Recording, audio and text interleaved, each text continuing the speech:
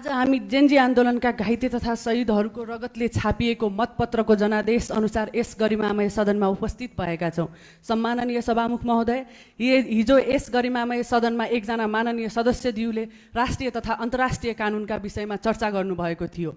म यो सदन मार्फत स्पष्ट प्रश्न उठाउन चाहन्छु कि विद्यालय पोसाकमा कुशासन र भ्रष्टाचार विरुद्ध शान्तिपूर्ण प्रदर्शनमा रहेका भाइ बहिनीहरूमाथि टाउकोमा ताकी ताकी गोली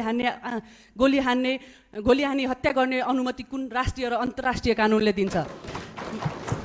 नेपालको संविधान, नेपालको विभिन्न कालखण्डमा जनताद्वारा भएका स्वतस्फूर्त जनआन्दोलनहरू राज्य व्यवस्था परिवर्तनमा प्रेरित थिए, तर कुशासन र भ्रष्टाचार विरुद्ध भएको जेनजी आन्दोलन कसरी एआई, एल्गोरिदम र विदेशीको चलखेलले हुन सक्छ? म यो प्रश्न गर्न चाहन्छु।